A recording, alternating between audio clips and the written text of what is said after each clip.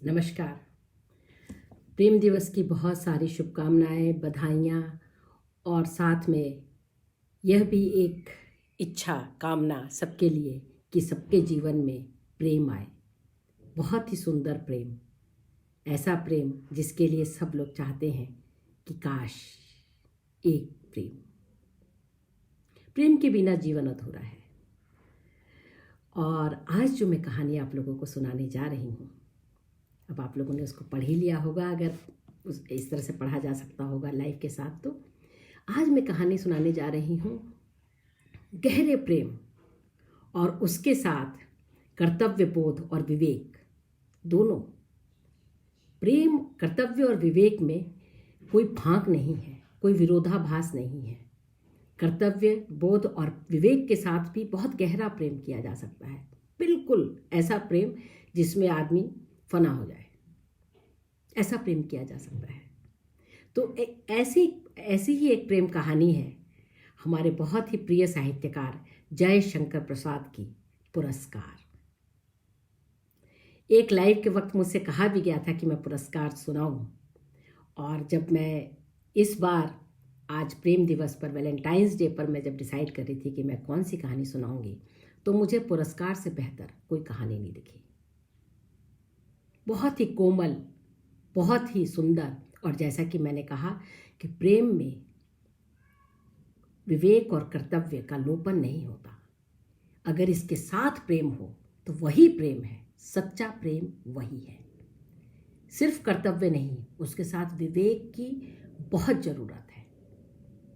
क्योंकि कई बारी आप कर्तव्य मान करके किसी की हत्या कर देते हैं प्रेम में कि ये तो मेरा कर्तव्य है कि मैं हत्या कर दूं, लेकिन नहीं, अगर विवेक है तो ऐसा नहीं करेंगे। तो सुने पुरस्कार।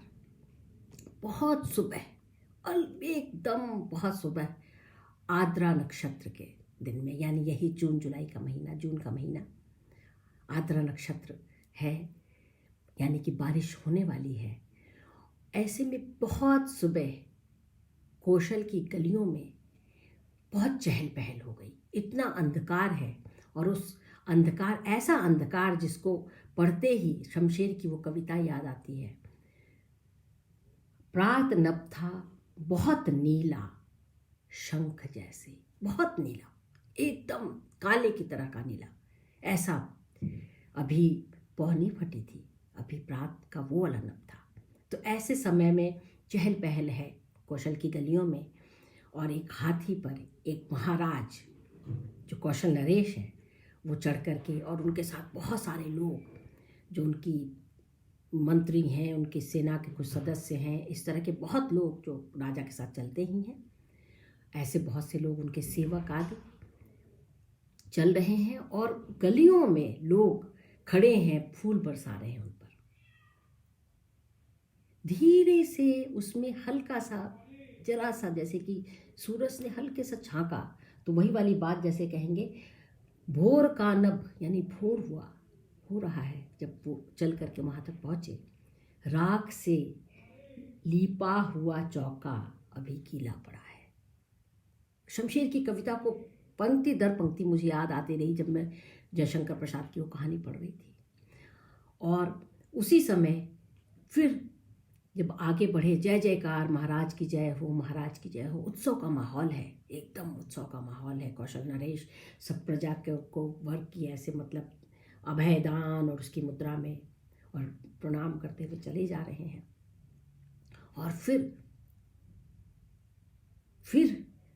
जरा सी लाली जब वो खेत के पास पहुंच रहे हैं, खेत के पास पहुंचे तो हल्की सी लाली दिखी, वैसे ही जैसे बहुत काले सिल जरा से लाल केसर से कि जैसे धुल गई हो। बहुत काली सिल जरा से लाल केसर से कि जैसे धुल गई हो। हल्की सी लालिमा हम देख रहे हैं, और उसी समय फुहारें पड़ती हैं बारिश की, छोटी छोटी थोड़ी सी फुहारें, और सब लोग जय घोष करते हैं, क्योंकि ये बहुत अच्छा एक संकेत है, शुभ संकेत है कि महाराज जब आज खेत में हल चलाने जा रहे हैं तो बारिश ने, इंद्रदेव ने उनको आशीर्वाद दिया, कौशल की प्रजा को आशीर्वाद दिया, कौशल के कृषकों को आशीर्वाद दिया। और इस बारी बहुत धन धान्य होगा, ऐसा कहा गया। महाराज जब खेत के पास पहुँचे तो उन्हें सीढ़ी लगा करके उतारा गया हाथी पर से, और उतर करके महाराज ने अपने पास में देखा तो एक बहुत ही खूबसूरत नवयुवती, अभी नव यौवना युवती मधुलिका वहाँ खड़ी थी, और आसपास अन्य अनेक स्त्रियां खड़ी थीं जिन्होंने खील आदि के साथ महाराज पर वारा खील फूल बरसाए, और यहाँ पुरोहित लोग मंत्रों का जाप करने लगे, और यहाँ पर ये स्त्रियां और पुरुष, कुछ पुरुष भी और अधिकांश स्त्रियां मंगल गान करने लगी। कलश लेकर आगे बढ़े, खेत के पास पहुँचे, तब स्त्रियां और सब लोग अलग हो गए। महाराज को सोने के मूठ वाला हल पकड़ाया गया, बहुत सुंदर, जिसमें दो बैल जुते हुए थे, बहुत खूबसूरत, जिनके जो सींग हैं उनमें भी सोने की वो थी, और उनके ऊपर बड़ा अच्छा कपड़ा वपड़ा जो उनको ओढ़ाया गया था, जिसमें फूल पत्ते कढ़े हुए थे। तो हमारी जो मधुलिका है, ये खेत उनका है। आज महाराज ने यही खेत चुना है, यही खेत। तो मधुलिका को वो गौरव प्राप्त है कि वो महाराज को महाराज के पास बीज लेकर के चले, और महाराज हल चलाते हुए बीज खेतों में डालें।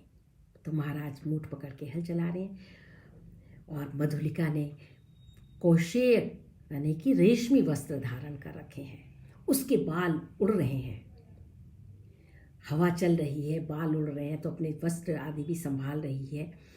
बड़ा अच्छा, बहुत पावन मौका है, पवित्र मौका है। तो इस ऐसे में रेशमी वस्त्र ही पूजा में धारण किए जाते हैं, क्योंकि वह शुद्ध माने जाते हैं। तो रेशमी वस्त्र धारण करके महाराज तो रेशमी वस्त्र पहनेंगे ही, वो महाराज है, लेकिन एक कृषक बालिका भी रेशमी वस्त्र पहने हुए है, और अपने कपड़ों को संभालती हुई, अपने बालों को वो करती हुई, और प्रफुल्लित भाव से वो दे रही है, और सब जय जयकार कर रहे हैं, सब देख रहे हैं महाराज का कैसे हल्के मूठ पकड़े हुए, एक राजा कैसे हल्के मूठ कितनी दक्षता से पकड़े हुए, और कैसे बीज डाल रहा है, क्योंकि हर वर्ष राजा डालते हैं।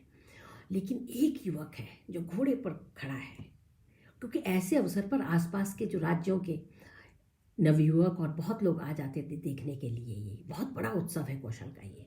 तो एक युवक राजकुमार देखते ही उसके उसमें लगा हुआ है मुकुट, छोटा मुकुट जैसा पहने हुए, वो बहुत गौर से राजा को नहीं मधुलिका को देख रहा है, और मधुलिका को देखते हुए कहता है, कितना सरल सौंदर्य है, कितनी उत्फुल्ल ये युवती है, कितनी सुंदर। और सल्लज मुस्कान के साथ, मधुलिका ने उसे नहीं देखा क्योंकि राजा के पास खड़ी है, इसी में वो सल्लज और कर्तव्य बोध से झुकी हुई इसकी आंखें, और सल्लज है कि राजा को बार बार थाली दे रही है, राजा उसमें से निकाल रहे हैं अनाज और डाल रहे हैं खेत में, बीज को डाल रहे हैं खेत में। सल्लज मुस्कान के साथ बढ़ी चली जा रही है, और कुछ समय बाद, और उसका निरंतर अरुण कहीं नहीं देख रहा, सिर्फ मधुलिका को देख रहा है। और जब वो खत्म होता है तो महाराज रुकते हैं, और फिर अपने उसमें से निकाल करके, अपनी थाली में से निकाल करके कुछ स्वर्ण मुद्राएं उसमें उसकी थाली में रख देते हैं। अब से ये खेत राजा का होगा। इसका मतलब यह है कि अब ये खेत राज्य का है, इसमें मधुलिका काम करेगी, लेकिन इसकी सारी फसल राजा को मिलेगी, और उस खेत के मूल्य से चौगुना मूल्य, उस स्वर्ण मुद्राओं, चौगुने से भी ज़्यादा मूल्य उन स्वर्ण मुद्राओं में, जिससे कि वो आराम से आनंद पूर्वक रह सकती, अपनी ज़िंदगी गुजार सकती और भी कुछ कर सकती है। मधुलिका उसको देखती है, उसको मालूम है कि ऐसा होगा, लेकिन फिर भी जैसे कि चौंक जाती है वो थाली को देख करके। उसके बाद राजा पर उसको ऐसे न्यौछावर करके वो करके और उसको ऊपर न्यौछावर कर देती है। सारे सिक्के बिखर जाते हैं वहाँ पर, सोने के सिक्के बिखर गए, राजा की त्योरियां चढ़ने लगती हैं। ये क्या, ये तो अपमान हुआ, महाराज का अपमान, महाराज के दिए हुए भेंट को, दान को इसने, और एक तरह से खेत के मूल्य को भी इसने इस तरह से वो कर दिया, मुझ पर ही वार दिया। ये अपने आप को सोचती क्या है, भ्रुकुटियां टेढ़ी होंगी। तब तक मंत्री आ गए। क्या करती है लड़की, तुझे नहीं मालूम कि तुझे क्या मिला, चौगुने से ज्यादा मूल्य मिल गया, जा आनंद कर। और ये खेत इसमें काम तो तू ही करेगी ना, कोई और तो नहीं करेगा। तो उसने कहा, मधुलिका ने सिर झुकाया, हाथ जोड़े और कहा कि ये मेरे पिता पितामहों का खेत है, मैं इसको इस तरह से नहीं दे सकती हूँ। और चूंकि ये नियम है कि ये खेत आज से राजा को हुआ, तो मैं इस पर कोई भी वो नहीं करूँगी, लेकिन मैं इसका मूल्य नहीं लूँगी। अमात्य ने कहा कि तुम रक्षित हो, आज से तुम राजाश्रित हो, रक्षित हो, और तुम्हें इस मूल्य को लेना चाहिए। तो उसने कहा, सारी प्रजा ही महाराज की रक्षित है, महाराज तो सारी प्रजा के रक्षक है, खाली मेरे थोड़े ही। खेत महाराज का हुआ, लेकिन ये धन मैं नहीं लूंगी। और सिर झुका के खड़ी हो गई। राजा के भ्रुकुटियां तन गई, कौन है ये लड़की? अमात्य ने कहा, मंत्री ने कहा कि महाराज, यह दिवंगत सेनापति सिंहमित्र की पुत्री मधुलिका है। वही सेनापति, वही सिंहमित्र जिन्होंने पहाड़ी राजाओं से हमारी रक्षा करते हुए अपने प्राणों की आहुति दे दी, उस वीर की कन्या है यह? कहा, हाँ, ये उसी की कन्या है। तो उन्होंने कहा, पुत्री, इस धन को स्वीकार करो, आज से तुम रक्षिता हो, हमारे राज्य की रक्षिता हो। महाराज क्षमा करें, मैं अपने दादा परदादा पिता की भूमि को इस तरह से बेच नहीं सकती। किसान की तो जान उसकी भूमि में बसती है। मैं राज्य के नियमों का उल्लंघन नहीं करूंगी। आप लोगों ने मेरा खेत चुना, मैंने सहर्ष उसको आपको दिया, लेकिन मैं उसके मूल्य नहीं लूंगी। और ऐसा करके फिर उसने सर झुकाया। उस समय राजा ने कहा कि ठीक है, हम बात करते हैं। और राजा काफ़ी क्लांत हो गए थे, बहुत सुबह से उठे हुए थे इस उत्सव के लिए, फिर चले गए। उस दिन सारा दिन सारी रात उत्सव होते रहे। कौशल का वो बहुत बड़ा उत्सव है, खूब नाच गान सब कुछ होता रहा। मधुलिका उनमें से किसी में शामिल नहीं हुई। पेड़ की खेत के बिल्कुल उस पर किनारे एक बहुत बड़ा, बहुत पुराना, दादा परदादाओं का लगाया हुआ महुए का पेड़ था। उसी के नीचे आंख नीचे करके आंसू बहाती बैठी रही सारा दिन, भूखी प्यासी, खेत को देखती, आंसू बहाती, जैसे कि उसी से, उन्हीं आंसुओं से निकल करके कोई बीज उसमें जम जाएगा। और बैठी रही। अरुण का भी मन सारा दिन ढूंढते रहे उसकी निगाहें कि मधुलिका कहाँ होगी, मधुलिका कहाँ होगी। उसको नहीं मिली। और फिर रात हो गई। अचानक ही ऐसा लगा अरुण को कि जैसे कोई कबूतर कुछ बोल रहे हैं, कपोत और कपोती कुछ बोल रहे हैं। और उनकी आवाज़ सुन के उसकी जब आँख खुली तो अभी रात सुबह होने में समय बाकी था, लेकिन आँख खुल गई।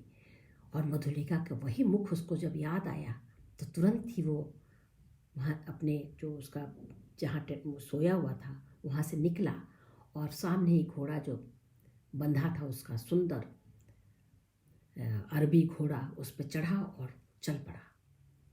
जब तक वो द्वार पर तोड़न के पास पहुंचा, उन्होंने देखा द्वारपालों की नींद खुली घोड़े की टाप से, लेकिन वो तो पार कर चुका था। पार करके वो वहीं पहुंचा जहां उसने मधुलिका को देखा। तो वहां महुए के पेड़ के नीचे वो बेचारी बालिका अपने हाथ, उससे ज़्यादा बढ़िया सॉफ्ट कुछ नहीं होता, इससे बढ़िया तकिया कुछ नहीं, अपने हाथ सिर के नीचे रखे सो रही थी। आंसू उसके यहाँ चिपक गए थे, सूख गए थे, और वो क्लांत होकर के सो रही थी। जो भौचक रह गया उस सोए हुए दुखी चेहरे वाले सौंदर्य को भी देखकर। उसने उत्फुल्ल सौंदर्य भी देखा था, और अब इस क्लांत और दुखी चेहरे में भी वो वैसे ही अवसन्न रहा जैसे उसने उत्फुल्ल चेहरा देखा था, और जिस पे से उसकी आंखें नहीं उठ रही थी। पास ही में एक मधुमालती की लता बिखर गई थी, और उसके फूल खुशबू दे रहे थे, लेकिन भंवरे चुप थे, क्योंकि इतनी सुबह थी भी भंवरे जागे नहीं थे। कि अचानक एक कोयल कूकने लगी, मानो वो मधुलिका को जगा रही हो कि उठ उठ, देख तो कोई पथिक, कोई अनजान व्यक्ति तुझे ऐसे देख रहा हो, तू बेखबर सो रही है। उस कोयल की आवाज को सुनकर के मधुलिका अचानक ही उठी और देखा कि एक अनजान पुरुष उसके सामने खड़ा है। आप कौन पथिक? मैं मगध का राजकुमार अरुण हूं। मैं तुम्हारे सौंदर्य के आगे कुछ भी नहीं देख पाया कल से। क्या तुम मुझसे विवाह करोगे? ऐसा तो नहीं कह सकता हूं अभी, लेकिन मैं मुग्ध हो गया हूं बालिके। तुम्हारा जो खेत है वह तो कौशल नरेश ने ले लिया। क्यों नहीं तुम मगध चली चलती मेरे साथ? वहां पर तुम्हें हर तरह के सुख मिलेंगे, राजमहलों में रहोगी, और कुछ ही दिनों बाद अपने पिता के आदेश से तुम राजरानी बनोगी। मेरे पिता के आदेश से तुम राजरानी बनोगी, यानी उसने कह दिया प्राक्रांतर से कि मैं तुमसे विवाह कर लूँगा, तुम मेरे साथ चलो। तुम्हें यहाँ इस तरह से पड़ा हुआ देख करके मुझे बहुत दुख हो रहा, तुम मेरे साथ चलो। मगध के राजकुमार अरुण यहाँ एक निस्तब्ध रात्रि, सुबह होती हुई रात्रि में बेला में मेरे सामने खड़े हैं और मुझसे कह रहे हैं कि तुम चलो। क्यों मजाक कर रहे हैं आप? क्या हक है आपको मजाक करने का? जाइए जाइए, आप किसी राजकुमारी के साथ कीजिए। आपके पिता किसी राजकुमारी से ही आपका विवाह करेंगे, जाइए। नहीं, आप चलें, मेरे साथ चलें। तो अभी उसे पता भी है कि इसका नाम मधुलिका है, लेकिन वो कह नहीं पा रहा क्योंकि वो जानना चाहता है इसके मुख से इसका नाम, लेकिन वो अपना नाम नहीं बताती। कहती है, देही दूर हो जाए आप, मैं आपके साथ मगध नहीं जाऊंगी, मैं कौशल की लड़की हूं, मैं यहीं रहूंगी। आप चले जाएं और मुझे दिख ना करें, एकदम निकल जाएं।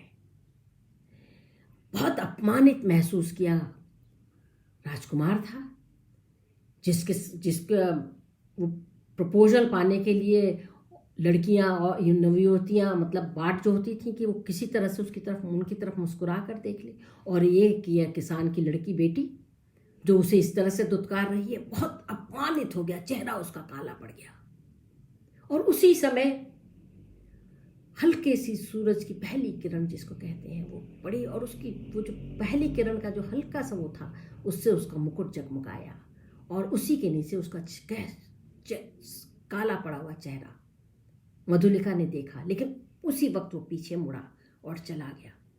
जैसे ही वो गया, लगा मधुलिका को जैसे उसका कोई दिल लिए जा रहा है, क्योंकि उस नवयुवक से उसका भी मन बन गया उतनी ही देर में। उसको लगा कि अरे वो उसे पुकारे, कहे कि आओ राजकुमार आओ, राजकुमार अरुण, उसको तो मालूम है उसका नाम, आओ। लेकिन संकोच अपनी जगह, क्रोध अपनी जगह, ये आभास कि कहीं ऐसा तो नहीं कि ये ऐसे ही लोभ दे रहा है। राजकुमारों का तो काम ही है लोभ देना। हम शुरू से जानते हैं जिस लड़के के नाम भरत के नाम से भारत हमारे देश का नाम और हम भारतवंशी हैं, उसके पिता दुष्यंत को हम जानते हैं कि कैसे वो चला गया और भूल गया अपनी पत्नी को, शकुंतला को। तो इनका क्या ठिकाना, आज ले जाए और कल को भूल जाए।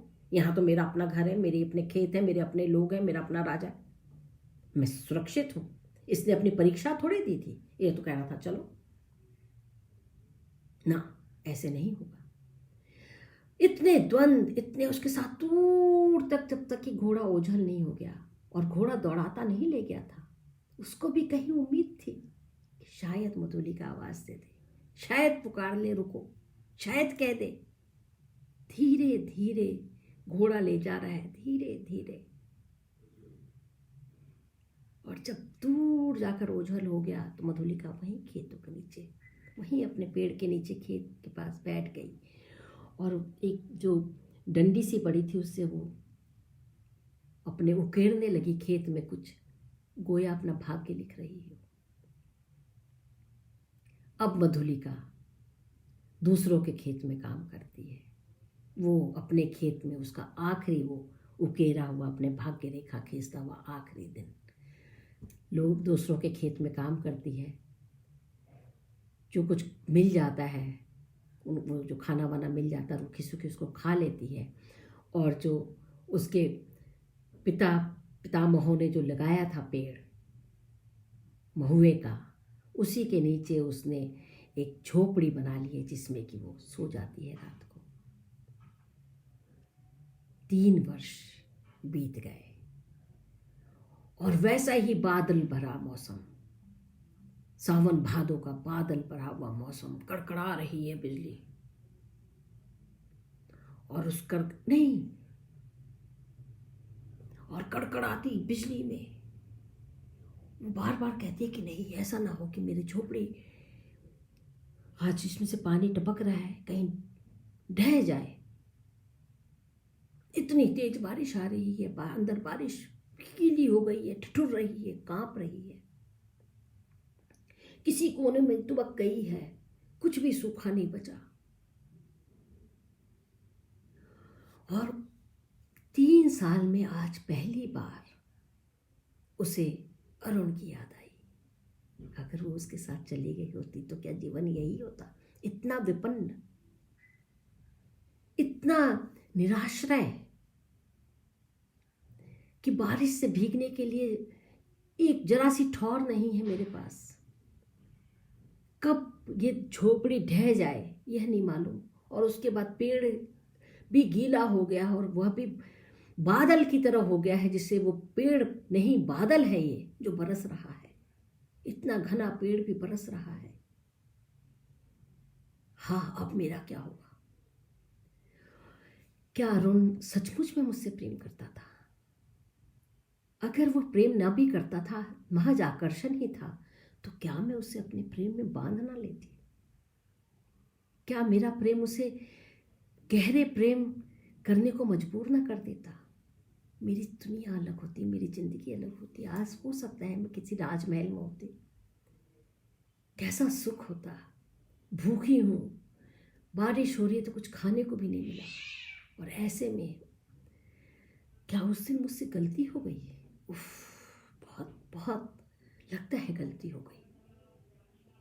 उसका मन पुकारने लगा, अरुण अरुण। वो चला गया है, 3 साल पहले ही चला गया। लेकिन क्या? कपाट, दरवाजे पर कोई खटखट कर रहा है, कोई बोल रहा है दरवाजा खोलो दरवाजा खोलो। उसने कहा नहीं, मुझे वहम है, मुझे लगता है कि आजकल मैं जागते में भी सपने देखने लगी हूं। लेकिन नहीं, सचमुच में कोई खटखटा रहा है। और धीरे से उसने जब कपाट खोला तो पहले तो खूब तेज बारिश, उससे वो करते आंखें मलकर जब उसने देखा तो सामने अरुण।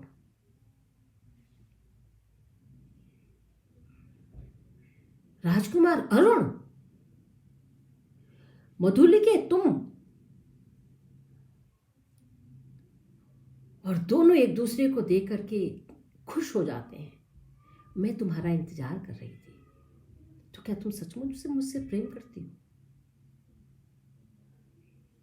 कुछ न बोली, संकोच से उसने सर झुका दिया, इसलिए कि कहीं इस प्रेम को ये न मान लिया जाए कि आज जरूरत थी तो उसे याद आई अरुण की, या उसे सुख सुविधाओं की जरूरत थी तब याद आई उसे अरुण की। देख तो उस दिन भी रही थी अरुण को जाते हुए, दिल तो उस दिन भी मुट्ठी में बंद करके जैसे किसी ने खींच दिया, ऐसा हो गया था। प्रेम का बीज तो उसी दिन बो दिया गया था। लेकिन फिर भी कैसे कह दे, औरत कैसे कह दे कि हाँ मैं तुमसे प्रेम करती हूँ? लेकिन उसने अंदर बुलाया, दोनों बैठे रहे।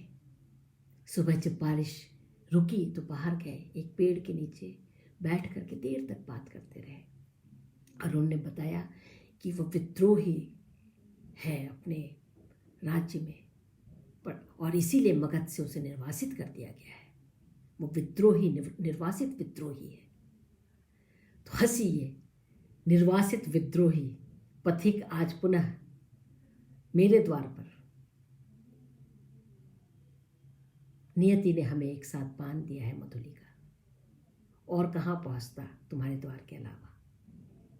मैंने तो उसी दिन तुम्हें अपने मन में बिठा लिया था, तुम मेरे मन की रानी हो गई थी। कहाँ जाता? कदम को, मेरे घोड़े के कदमों को और मुझे यहीं रुकना था तुम्हारी झोपड़ी के सामने। लेकिन सच मानो, मुझे पता ना था कि यहाँ तुम मिलोगी। मेरे लिए तो ये सुखद आश्चर्य था, मेरे लिए भी ये बहुत सुखद आश्चर्य कि आज जब मैं तुम्हें याद कर रही थी तो तुम हठात मेरे सामने आ गए। तो क्या करना चाहते हो? तुम्हें महारानी की तरह देखना चाहता हूँ। और ये जो इतने सारे तुम्हारे साथ इतने सारे सैनिक हैं जो इधर उधर छिपे हैं, जैसा कि तुम बता रहे हो, राजा और राजकुमार सैनिकों के बिना कहीं नहीं चलते हैं। ये हमारे साथ सदा रहते हैं। ये हमारे बुते और हम उनके बुते विजय के स्वप्न देखते हैं। और इसीलिए सैनिक मेरे साथ हैं और छिपे हुए हैं इधर उधर। तो अब क्या करें? तो तुम्हें कौशल की महारानी बनाऊंगा। कौशल की महारानी क्यों? हमारे तो महाराजा हैं, क्यों? बहुत कमजोर हो गया है कौशल तुम्हारा। तुम्हें पता है तुम्हारा कौशल मात्र कुछ गांवों का देश रह गया है। सभी जमींदारों और सभी छोटे छोटे राजाओं ने तो विद्रोह करके उनसे अलग हो गए। तुम्हें कुछ पता भी है? चंद दिनों का राज्य है। जब चंद दिनों का राज्य तुम्हारा रह ही गया है तो क्यों ना वो हमारा राज्य हो? क्यों ना उसके सिंहासन पर मैं बैठूं और तुम महारानी की तरह मेरे साथ बैठो। और मैं बहुत नाराज हूं तुम्हारे राजा से। और उस दिन के कृत्य जब तुमने न्यौछावर कर दिए स्वर्ण मुद्राएं, तुम्हारी जो दिव्य मुद्रा थी, मैं उसको कभी भूल नहीं सकता। तुम में महारानी होने के सारे गुण हैं। तुम्हारा स्वाभिमान, तुम्हारा सौंदर्य और तुम्हारी वीरता। महाराज के सामने कोई ऐसा खड़ा हो, ये केवल एक कोई राजकुमारी और महारानी ही कर सकती है। तो क्या किया जाए? मधुलिका ने बहुत गौर से उसकी चेहरे की ओर बिल्कुल बच्चों की तरह बोध भाव से देखा। तो क्या करें? एक बात बताऊं तुम्हें, महाराज उस दिन जो कुछ हुआ आज से 3 साल पहले, उसको लेकर अभी भी उनके मन में बड़ा दुख है। वो किसी ना किसी तरह से तुम्हें उपकृत करना चाहते हैं। क्यों ना तुम उनके पास जाओ। तो क्या मैं अपनी जमीन की भीख मांगू? नहीं, जमीन की भीख मत मांगो, जाओ तो सही। और उसके बाद उसने एक गुप्त मंत्रणा दी। जाओ, प्रेम में पगी हमारी और उनके प्रेम में सराबोर मधुलिका तेजी से डग भरते हुए महाराज के द्वार तक पहुंची। जो द्वारपाल था, दुर्ग का द्वारपाल, उसने मधुलिका को देखते पहचान लिया कि ये सेनापति सिंहमित्र की पुत्री है। अग्निसेन दुर्ग के उस द्वारपाल का नाम था। उसने कहा, आओ बहन आओ, मैं महाराज से मिलना चाहती हूँ। जरूर चलो, मैं तुम्हें मिलवाता हूँ महाराज से। जिस तरह से उसने अपना खेत छोड़ा था, जिस तरह से अपना धन छोड़ा था, खेत को उसने बेचने नहीं दिया था, इससे मधुलिका का बहुत सम्मान था। लोग उसके साहस पर और उसका जो उसमें बिल्कुल भी लालच नहीं है, लोभ नहीं है, इससे बेहद प्रभावित थे और उसका सम्मान इतना दुगना तिगुना हो गया था। वो महाराज के पास सीधा ले गया। दोपहर का समय, दोपहर ढल रही थी और महाराज ने अभी भोजन आदि किया था। तो अपने सोने के एक उस कुर्सी जैसे उस पर बैठे हुए और थोड़े से उनिंदे मुकुलित नयन, ऐसा प्रयोग है जयशंकर प्रसाद की। मुकुलित माने अर्ध, आधी खुली हुई आंखें, यानी हल्की झपक रही सी आंखें। तो ऐसे आंखों से वो हल्के उनिंदे से थे कि प्रहरी ने कहा, महाराज, दिवंगत सिंहमित्र की कन्या, दिवंगत सेनापति सिंहमित्र की कन्या मधुलिका आपसे मिलने आई है। महाराज ने कहा, मधुलिका आई है? कहो, किस लिए आई हो? अपने खेत वापस लेने आई हो क्या? नहीं महाराज, मैं खेत वापस नहीं लेने आई हूँ। तो फिर क्यों? महाराज की फिर से भुरकुटियां चढ़ने लगी कि अब क्यों आ गई है ये। महाराज उतनी ही भूमि दुर्ग के दक्षिण हिस्से में जो नाला है ना, उसके पास जो जंगल है, उतनी ही भूमि आप मुझे वहीं दे दीजिए। मेरे पास कुछ लोग हैं, वो उसे विकसित कर देंगे, वहाँ के पेड़ आदि काट देंगे, उसे समतल कर देंगे, मैं वहीं पर खेती करूँगी। अरे वो तो बहुत खराब जमीन है, और फिर दुर्ग के दक्षिणी नाले में वो सैनिक दृष्टि से बहुत महत्वपूर्ण जमीन है। वहाँ और कहीं, क्षमा करें महाराज, फिर मैं चलती हूँ। महाराज एकदम सकपका गए। रुको, वो जमीन मैंने तुम्हें दी, तुम्हारे पास लोग हैं उसको विकसित करने के लिए? जी महाराज, मेरे पास लोग हैं, आदमी हैं मेरे पास जो उसे विकसित कर देंगे। तुम जाओ, काम शुरू करो, मैं संध्या तक अपने मंत्री से कह करके सारे उसके कागज तैयार करवा दूंगा और तुम्हारे नाम वो जमीन हो जाएगी। जाओ, आदेश तैयार हो जाएगा, तुम जाओ और काम करो। जय हो महाराज की जय घोष करते हुए उनके चरण छूती हुई और उनसे आशीर्वाद लेती हुई मधुलिका चल पड़ी। उसके मुख पर जो गौरव है कि महाराज ने उनकी बात सुनी, जो प्रेम का काम, मतलब मेरा प्रेमी चाहता है वो जमीन, मैंने उस बात को मान लिया। गर्व और उससे एकदम चेहरा चमकता हुआ, गालों पे लाली, आंखों में जरा सा लज्जा और थोड़ी सी खुशी, इस तरह से वो भाव से लगभग दौड़ती हुई वो अरुण के पास पहुंची। और उसी रात उन लोगों ने वहाँ पर काम शुरू कर दिया और उनके सारे जो सैनिक थे वहाँ आए और फटाफट काम शुरू हो गया। पेड़ कटने लगे, सड़क बनने लगी और अरुण का पूरा प्लान कि वहीं से अब दुर्ग पर हमला किया जाएगा। और वो ज़मीन चूंकि अब मधुलिका को दे दी गई है तो वहाँ कोई जाएगा भी नहीं, वैसे भी घना जंगल है, कोई आता जाता नहीं, कोई आएगा भी तो मधुलिका की ज़मीन है, कोई कुछ कहेगा भी नहीं, किसी को शक भी नहीं होगा। और मधुलिका ने पहले ही कह दिया है कि वहाँ उसके पास आदमी है जो वहाँ पर काम करके उस जमीन को, भूमि को समतल कर देंगे। कुछ ही दिनों में भूमि समतल हो गई और बिल्कुल तैयारी। देर रात तक वो उसका हाथ पकड़े, अर्धालिंगन में उसे लिए हुए अरुण, बस आज रात की बात है, कल तुम इस कौशल नरेश की महारानी होगी, कल तुम सिंहासन पर बैठोगी जिसके राजा ने तुम्हारी भूमि को ले लिया था। मैं उस दिन का तुम्हारी आंखों का दर्द अभी तक नहीं भूल सकता मधुलिका, मैं तुम्हारे लिए ही आया हूँ। विद्रोही हो तुम, ऐसी बात करते हो? ना ना, कहीं और भी जा सकता था, लेकिन मैं यहीं खिंचा चला आया। क्यों? क्योंकि मैं ना तो तुम्हें भूल सका और ना ही तुम्हारी आंखों में की व्यथा को। मैं भूल ही नहीं सका उस बात को और उस गर्व को भी जिससे तुमने अपमानित करके मुझे भेजा था। मुझे तुम्हारा प्रेम जीतना था। बस थोड़े ही समय की बात है, 4 पहर और बस हम लोग अपने सफल होंगे अपने अभियान में। मधुलिका बहुत खुश है, थोड़ी सी चिंतित भी कि कहीं अरुण पकड़ा गया तो, थोड़ा सा परेशान भी, कौशल नरेश और लोग क्या कहेंगे कि मैंने धोखा दे दिया, और थोड़ा उदास भी कि कल मैं और अरुण विवाह करके पति पत्नी हो जाएंगे, कल मैं महारानी हो जाऊंगी और अरुण महाराज।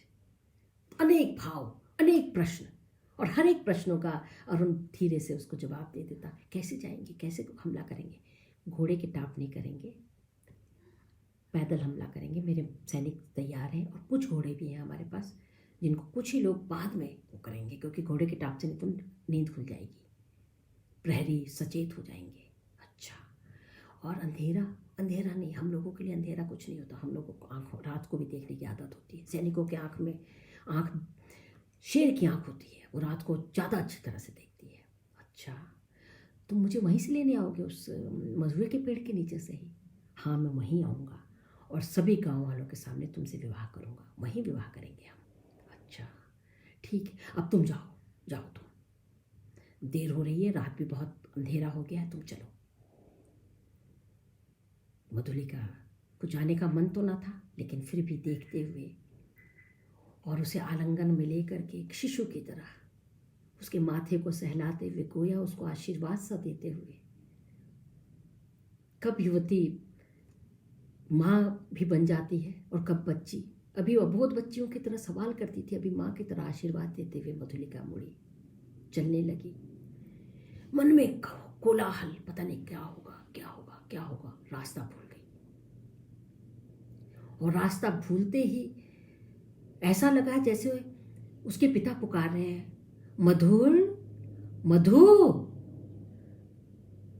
जी पिताजी, क्या कर रही हो तुम? मेरे नाम को इस तरह से डुबाओगी, मुझे इसका अंदेशा न था। मेरी सारी शिक्षा दीक्षा को तुमने क्या किया मधुलिका? मगध हमारा शत्रु है, चिर शत्रु। उसके राजकुमार के साथ मिलकर के तुम कौशल को हारता हुआ देख सकोगी? जिसको बचाने के लिए मैंने अपने प्राणों की बाजी लगा दी, आहुति लगा दी, उसको तुम शत्रु के हवाले कर दोगी? इसीलिए मैंने तुम्हें पाला था। ऐसी शिक्षा तो मैंने तुम्हें ना दी थी बेटी। मधुलिका अवाक, पिता नजर नहीं आ रहे। वो घूम घूम कर चारों तरफ देख रही है, लेकिन सारे जंगल से अपने पिता की आवाज गूंज रही है।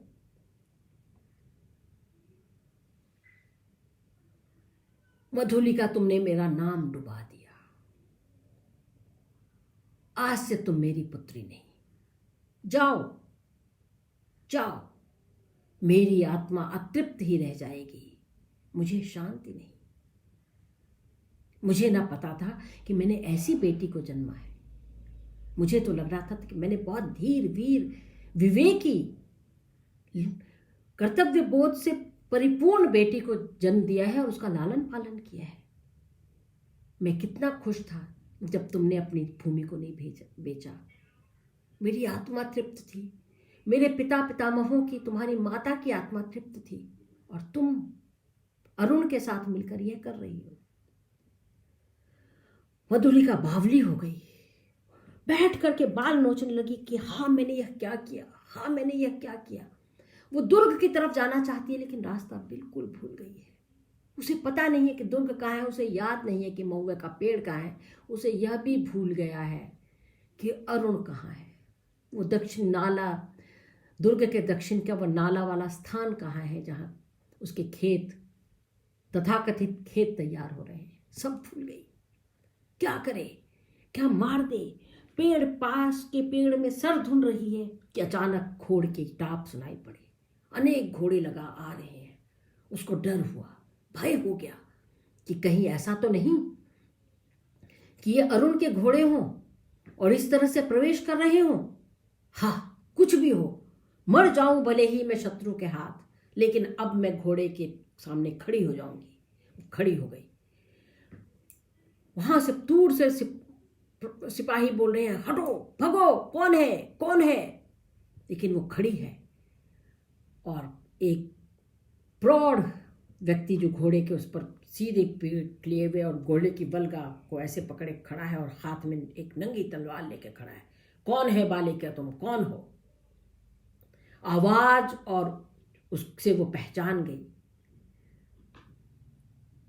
तेज से, कि ऐसा तेज और इस आवाज के साथ वही कर सकते हैं जो शत्रु सेना के नहीं हैं, ये हमारे लोग हैं। क्योंकि शत्रु सेना चुपचाप आएगी। शत्रु सेना जोर शोर मचा करके ऐसे नहीं पूछेगी कौन है, ताकि सबको पता चल जाए ये हमारी सेना है, मेरी सेना है, मेरे कौशल की सेना है। सेनापति महाराज, मुझे आप बंदी बना लो, मुझे यहीं पर आप मार दें, इस तलवार से मेरी गर्दन उड़ा दें। पीछे से एक सैनिक बोला, सेनापति महाराज, ये कोई पागल है, बावली है, छोड़िए, चले हम लोग आगे बढ़े। नहीं नहीं, मैं आप लोगों को आगे जाने नहीं दूंगी। मैं सचमुच में बावली हूं। मुझे आप लोग कैद कर लें, कैद करके मुझे महाराज के पास ले चले। क्या हुआ, क्या हुआ? वह पहले मुझे कैद करें, क्योंकि मैंने बहुत बहुत बुरा काम किया है, देश के साथ द्रोह किया है, राष्ट्र के साथ द्रोह किया है। पहले मुझे आप कैद करें। तब तक सेनापति उसे पहचान गए कि ये कौन है, कौन हो तुम? मधुलिका, सिंहमित्र की पुत्री मधुलिका। जी महाराज, मैं मधुलिका हूं। मुझे आप तो मैं तुम्हें क्यों कैद करूं? नहीं, आप मुझे कैद करें। आखिरकार उसको बांध दिया गया और एक प्रहरी के साथ उसे बांध दिया गया। कहो, अब बताओ, कैद कर लिया, अब तुम बताओ क्या बात है?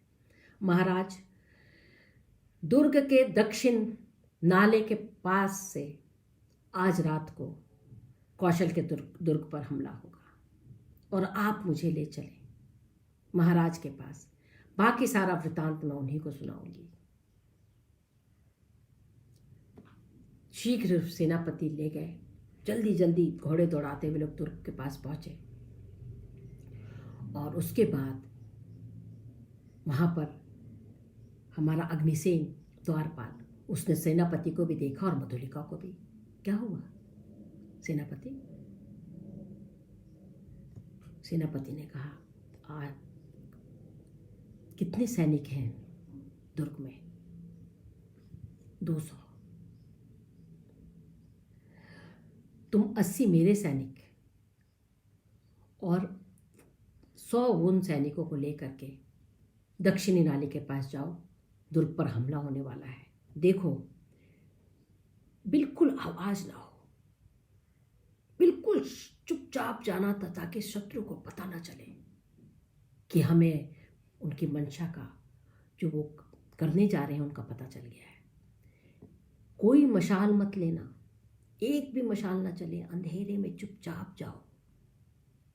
उसी तरह से जाओ जैसे सिंह अपने शिकार की तरफ जाता और एकाएक दबोच लेता है दौड़ करके, बाद में शिकार के पास जा करके। इतनी ही धीरे से तुम सारे सिंह जाओ और शत्रु को दबोच लो वहां पहुंच करके। और मधुलिका को लेकर के सेनापति महाराज के पास गए। महाराज सोने की तैयारी कर रहे थे। उन्हें क्या पता था कि उनके सोने के 2-3 घंटे बाद ही दुर्ग उनका ना रहेगा। वो रोज की तरह सोने की तैयारी कर रहे थे कि अचानक सेनापति को देख करके चौंक गए। और साथ में मधुलिका, इसको क्यों पकड़ लाए? अब इसको क्या चाहिए? और सुबह उसको दे दिया था मैंने दक्षिणी नाले वाला, वो 3-4 दिन पहले दे दिया है, इसने मुझे बताया। लेकिन महाराज जी आपसे कुछ कहना चाहती है। कहो मधुलिका, क्या कहना है? महाराज, मुझसे बहुत गलती हुई। क्या गलती हुई बताओ तो। मगध का विद्रोही राजकुमार अरुण वहां से आप पर हमला करेगा। महाराज ने कोई और बात सुनी ही नहीं। मधुलिका, तुमने इस देश को, जैसे तुम्हारे पिता ने इस देश को बचाया था, मेरे राष्ट्र को बचाया था, वैसे ही तुमने इस राज्य को बचाया। तुम धन्य हो, धन्य हो। सिंह मित्र की पुत्री मधुलिका धन्य है। तुम्हें पुरस्कार दिया जाएगा। और ऐसा कह करके तुम विश्राम करो। महाराज तुरंत उसकी बात सुने बगैर वहां से चले गए। और अब युद्ध की तैयारी होने लगी, मंत्रणाएं होने लगी। रात बीती, अरुण को बंदी बना लिया गया है। सेनाओं के साथ साथ प्रजा भी अरुण के पीछे चल रही है। और कौशल की जय हो, मगध का पराजय हो, इस तरह के ध्वनि और उद्घोषों के साथ महाराज पर फूल की वर्षा और इस तरह के उद्घोषों के साथ चले आ रहे हैं लोग। दुर्ग में घुसे चले आ रहे हैं। सब में उत्साह है घुस के। और महाराज जब अपने सिंहासन पर बैठे, विराजे, तो क्या बात, चारों तरफ से फूल की वर्षा होने लगी, मंगल गान होने लगे, मंत्र जाप होने लगे, जय जयकार होने लगी। और उसी जय जयकार में बंदी अरुण सर झुकाए खड़ा है। बीच में देखता भी है कि उसकी निगाह मधुलिका पर पड़ी। हंस पड़ा अरुण, उसे हंसी आ गई। मधुलिका ने अपनी आंखें झुका ली। मधुलिका के चेहरे पर गर्व भी और संकोच भी, लज्जा से लाल हो रहा है। और इस चिंता से कि अब क्या होगा, अरुण का चेहरा काला भी पड़ रहा है। अजीब सी रंगत है उसके चेहरे की, हाहाकार भी हो रहा उसके हृदय में, सांस तेज चल रही है, धौकनी सी उसके सांस को हम देख पा रहे हैं।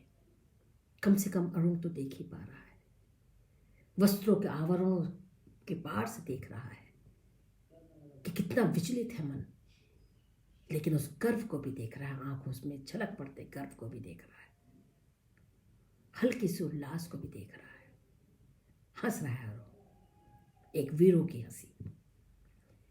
क्या किया जाए, इस विद्रोही जो अपने आप को मगध का विद्रोही निर्वासित राजकुमार कहता है, जो हमारे दुर्ग पर हमला करने वाला था, आक्रमण करके हमें पदच्युत करने वाला था, उसका क्या किया जाए। संवेद स्वर में, महाराज इसे मृत्यु दंड दिया जाए, इसकी गर्दन तुरंत उड़ा दी जाए। नहीं महाराज, इसे सूली पर टांगा जाए और धीरे धीरे इसके प्राण निकाले जाए ताकि इसे पता चले कि कैसे हुआ। नहीं महाराज, इसको तीर से मारा जाए। तरह तरह की आवाजें, लेकिन एक ही बात, मृत्युदंड मृत्युदंड मृत्युदंड। आप सबको पता है, क्या ये ज्ञात है आप लोगों को कि इस आक्रमण से हमें बचाया किसने? महाराज ने बड़े स्नेहपूर्ण, बिल्कुल जैसे वात्सल्य भर के उत्साह और गर्व और खुशी के साथ बताया, दिवंगत सेनापति सिंह मित्र की पुत्री मधुलिका ने। एक बार इसने फिर से साबित कर दिया कि यह वीर सेनापति की पुत्री है। इसने साबित कर दिया कि ये कौशल की बेटी है, यहीं की भूमि से इसका जुड़ाव है, लगाव है, ये इस भूमि पुत्री है, कृषक पुत्री, भूमि पुत्री है। कृषकों के जय जयकार के नारे लगने लगे। हम सब जानते हैं कि यही किसान सेना में भी जाते हैं, इन्हीं किसानों के बेटे भी सेना में जाते हैं, यही किसान मजदूर भी बनते हैं। हम सब जानते हैं कि मूल आरंभ जो हमारे उद्योग, जो भी काम का जो आरंभ था, सभ्यता का आरंभ, वो कृषि से हुआ था, पशुपालन और कृषि से। और यही बाद में लोग मजदूर भी बने, सेना भी बने, इंजीनियर, प्रोफेसर भी बने, मुझे से कहानी सुनाने वाले मेरे बाप दादा भी रहे होंगे, वही सब व्यापारी भी बने। तो मूल उद्योग, मूल काम वहीं से शुरू हुआ था ना, पशुपालन और कृषि से। किसानों की जय और सब होने लगी, सेना की जय, सब होने लगे। और कहिए, कहो इसको क्या पुरस्कार दिया जाए? मांगो पुत्री, जो मांगोगी तुम्हें वही पुरस्कार मिलेगा। आंखों में गहरा प्रेम भर के, चेहरा उन्नत, हल्की सी कपोलों पर लज्जा की लाली, अरुण की आंखों में देखते हुए लगभग ललकते हुए, और ऐसा कि जैसे कि तुरंत जाकर के, मतलब क्या मांग ले, ये क्या मांग ले, ऐसी ललक। महाराज, मुझे भी अरुण के साथ मृत्युदंड दिया जाए। महाराज के पास से दौड़ती हुई मधुलिका अरुण के पास गई और उसका हाथ थाम करके खड़ी हो गई। प्रेम हर चीज का हौसला देता है। प्रेम का नाम ही है साहस। अरुण की आंखों में नमी है, उसे प्रेम मिला, नमी है, गर्व है। और इसकी आंखों में भी, हमारी मधुलिका अरुण की आंखों में देखते हुए कोया उसके हृदय में समा रही है और उसे अपने हृदय में धारण